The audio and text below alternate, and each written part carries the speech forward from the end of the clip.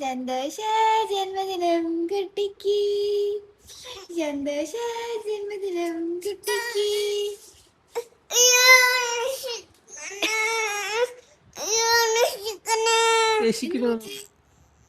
എന്തിനാ രക്ഷിക്കുന്നത്? അമ്മ രക്ഷിക്കാം.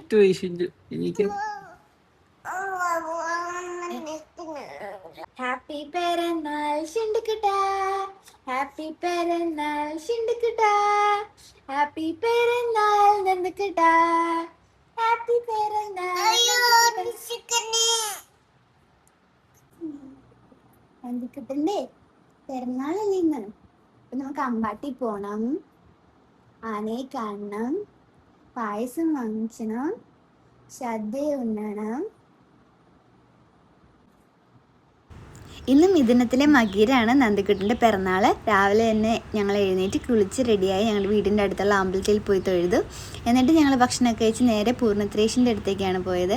അവിടെ നന്ദിക്കുട്ടൻ്റെ പിറന്നാളായതുകൊണ്ട് പായസത്തിന് ചീട്ടാക്കിയിട്ടുണ്ടായിരുന്നു. ശീവേലി കഴിഞ്ഞാലേ നമുക്ക് പായസമൊക്കെ കിട്ടുള്ളൂ. അപ്പോൾ അത്ര നേരം ഞങ്ങളവിടെ തൊഴുതൊക്കെ കഴിഞ്ഞ് കുറേ നേരം അവിടെ കളിച്ചു. നന്ദിക്കുട്ടൻ ഫുൾ മണ്ണൊക്കെ വാരി കളിയായിരുന്നു. പിന്നെ ശീവേലിയൊക്കെ തുടങ്ങി.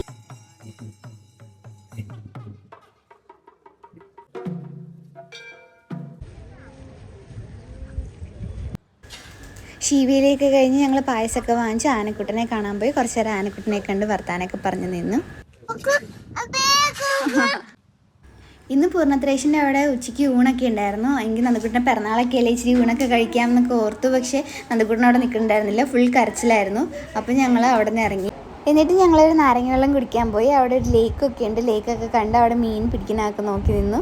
നന്ദക്കുട്ടനാണെങ്കിൽ ഇപ്പോൾ വെള്ളം കാണുമ്പോഴേക്കും സ്വിമ്മിങ് എന്ന് പറഞ്ഞ് വെള്ളത്തിലേക്ക് ചാടാൻ നോക്കുക. ഭയങ്കര ഡേഞ്ചറാണത്. ഇത് നന്ദക്കുട്ടൻ്റെ പിറന്നാളായതുകൊണ്ട് ഞങ്ങളൊരു ഓർഫനേജിൽ ഫുഡ് കൊടുക്കാൻ പോയിരുന്നു ഉച്ചത്തേക്ക്. ഞങ്ങൾ ഒന്നാമത്തെ ബർത്ത്ഡേക്കും കൊടുത്തിരുന്നു. എല്ലാ ബർത്ത്ഡേക്കും കൊടുക്കണം എന്നാണ് ആഗ്രഹം. ദൈവം അനുഗ്രഹിച്ച് എല്ലാ ബർത്ത്ഡേക്കും കൊടുക്കാൻ പറ്റണേന്ന് പ്രാർത്ഥിക്കാം. പിന്നെ ഉച്ചയ്ക്ക് വീട്ടിൽ വന്നൊരു കുഞ്ഞ് സദ്യയൊക്കെ കഴിച്ച് 2 വയസ്സായെങ്കിലും നന്ദക്കുട്ടന് ഇപ്പോഴും വാരിയാണ് കൊടുക്കുന്നത്. തന്നെ കഴിച്ച് ശീലമായിട്ടില്ല. പിന്നെ കുറച്ച് നേരം ഉറങ്ങി. പിന്നെ വൈകുന്നേരം ആയപ്പോഴേക്കും അച്ഛനും അമ്മയും ശുദ്ധം കൂടി കുറച്ച് കറങ്ങാനൊക്കെ പോയി. തൃപ്പൂണിത്തുറ വരെയൊക്കെ പോയി കുറച്ച് സാധനങ്ങളൊക്കെ വാങ്ങിച്ച് പിന്നെ വീട്ടിൽ തിരിച്ചു വന്നു. അത്ര ഉണ്ടായിരുന്നുള്ളൂ നന്ദക്കുട്ടൻ്റെ പിറന്നാൾ ദിവസം.